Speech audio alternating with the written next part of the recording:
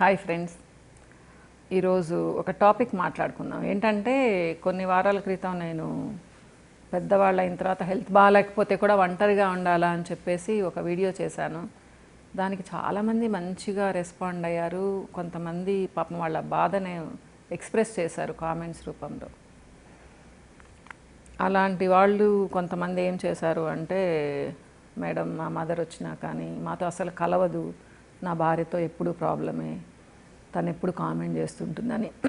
ఇంకా కొంతమంది ఏంటి అంటే, లిమిట్స్లో ఉంటే బాగానే ఉంటుంది, ఎవరికి వాళ్ళ లిమిట్లో ఉండాలి. ఇంకా ఒక ఆవిడ చెప్పారు, నేను ఫోన్ చేస్తే మా అబ్బాయి అసలు మాట్లాడొద్దు అంటాడు, నీ నుంచి ఫోన్ వస్తే నా భార్య వంట చేయదు, నాతో మాట్లాడదు, నాకేమో ఇష్టము, ఇట్లా అన్నమాట. చాలా చాలా బాధగా రాశారు కొంతమంది అట్లాంటి ఇష్యూస్ ఏం లేవు, మేము హ్యాపీగా ఉన్నాం అనే వాళ్ళు కూడా రాశారు. కింద పైన ఉన్నాం, పక్క ఇళ్లల్లో ఉన్నాం, ఇలా అన్నమాట.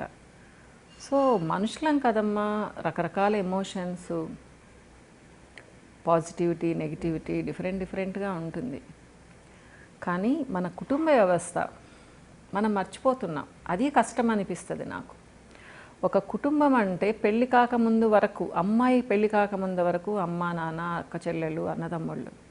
కానీ మన సంప్రదాయం ప్రకారం కుటుంబాలు నిలవాలి అంటే పెళ్ళి చేసుకున్న తర్వాత అమ్మాయి అత్తగారిల్లుని తనది అనుకోవాలి.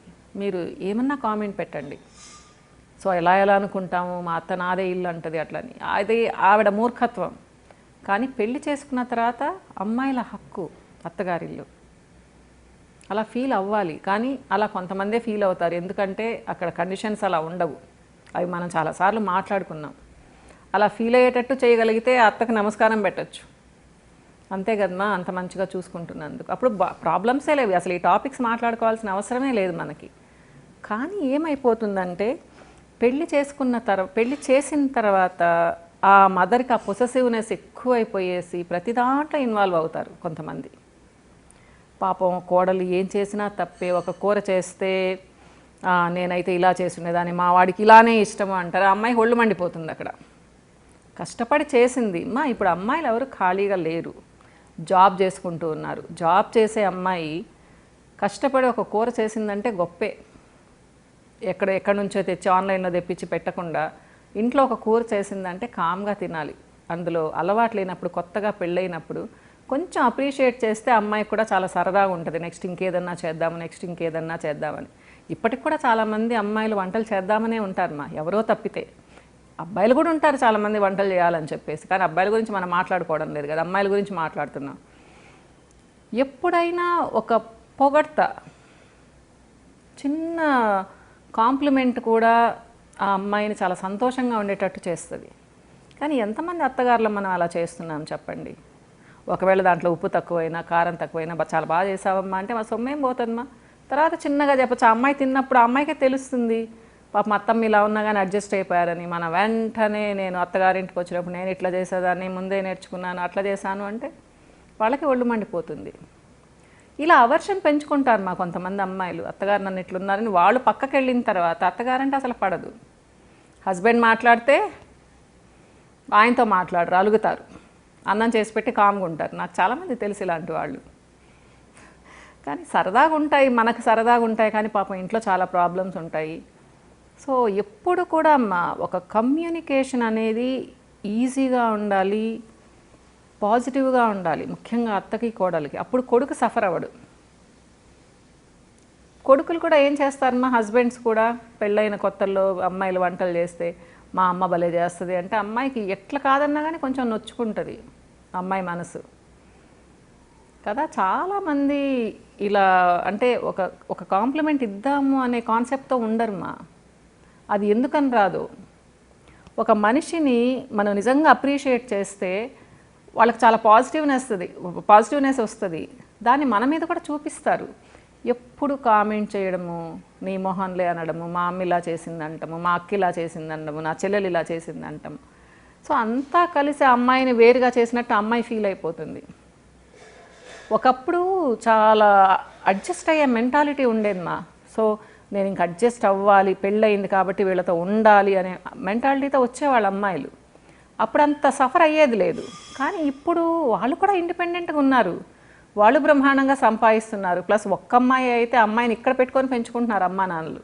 ఇవన్నీ అబ్బాయి తల్లిదండ్రులు చూడాలి, అబ్బాయి తోబుట్టువులు చూడాలి, ఆ అమ్మాయి కూడా మనలాగే పెరిగింది అనుకోవాలి. అలాంటప్పుడు ఈ ప్రాబ్లం రాదు. అంతే కదమ్మా. ఇకపోతే ఏంటి అంటే కోడళ్ళ వైపు తప్పులు ఎలా ఉంటాయి అంటే, అత్తగారు వచ్చింది అంటే ఆవిడకి ఎక్స్ట్రా వంట చేయాలి, ఆమెకి బిడ్డలకి భర్తకి ఎంతైనా చేసుకుంటుంది. అత్తామామలు వస్తే వాళ్ళకి చేయాలి అంటే కష్టం, ఇద్దరు మనుషులకు చేయాలంటే కూడా కష్టం. నాకు పని ఎక్కువైపోయింది ఉంటుంది, నడువు నొప్పులు, కాళ్ళ నొప్పులు అంటారు. కనీసం ఉదయం లేస్తే కర్టెసీ కోసమైనా అత్తగారికి ఏం కావాలి అనే మాట అడగదు చాలామంది కోడళ్ళు. ఎందుకు అంటే ఈగో. ఎందుకు అడగాలి, నేను చేసి పెట్టింది తినాలి అంటారు. ఇది కూడా తప్పేమ్మా. ఒక మనిషి ఉన్నప్పుడు ఇంట్లో ఒక మాట అడిగితే సొమ్మేం పోతుంది కదా. అత్తగారితో ఉండాలి కదా. మీరు అత్తగారితో ఎంత బాగుంటే హస్బెండ్ మీతో అంత బాగుంటారు. ఎప్పుడైనా అమ్మాయిలు ఒకటి గుర్తుపెట్టుకోవాలమ్మా, ఎలా ఉన్నా కానీ ఏం చేసినా కానీ హస్బెండ్ని మీ అమ్మ ఇలాంటిది అంటే మనసులో చాలా పెట్టుకొని ఉంటారు, బయటకు చెప్పరు. వెంటనే అవసరమైనప్పుడు చాలా స్ట్రాంగ్గా చూపిస్తారు. ఎప్పుడు అమ్మాయిలు ఆ పొరపాటు చేయకండి. ఇంకా అంత గయాళ అత్తగారు అనుకోండి, ఆయనకే తెలుస్తుంది. సో సాఫ్ట్ కార్నర్ మీ వైపు ఉంటుంది, కొన్ని రోజులకి మీ వైపే మాట్లాడతారు. అంటే ఇంకా అలా కాదు మేడం అది హారిబుల్ అంటే, అలాంటి వాళ్ళు ఒక చెప్పాను కదమ్మా కొంత పర్సెంటేజ్ ఉంటారు, వాళ్ళని మనం ఏం చేయలేమ్మా. వాళ్ళు మారరు కూడా. అది ఏంటి అనేది మీరే డిసైడ్ చేసుకోవాలి.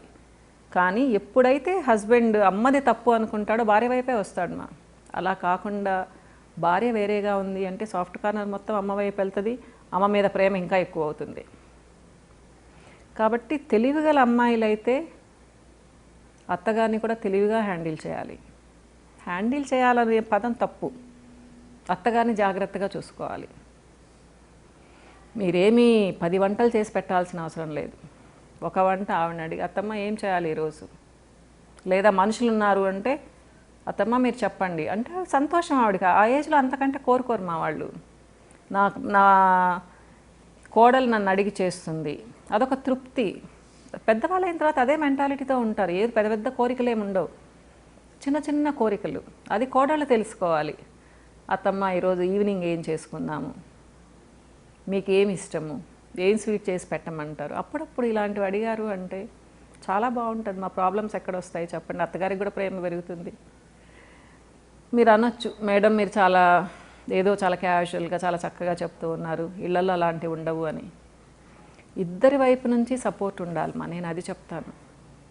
ఏ కోడలు చెడ్డది కాదు, ఏ అత్త చెడ్డది కాదు. పరిస్థితులు అలా వచ్చేస్తాయి. ఒక్కళ్ళు తెలివిగా ఉన్నా కానీ ఇంకొకళ్ళని కొంచెం మేనేజ్ చేయొచ్చు. కానీ ఎవరి ఈగోస్ వాళ్ళకు ఉంటాయి, మన ఈగోస్ మనకు ఉంటాయి. అత్తగారిదేమో నా కొడుకు, నేను పెద్దదాన్ని, నా మాట వినాలని.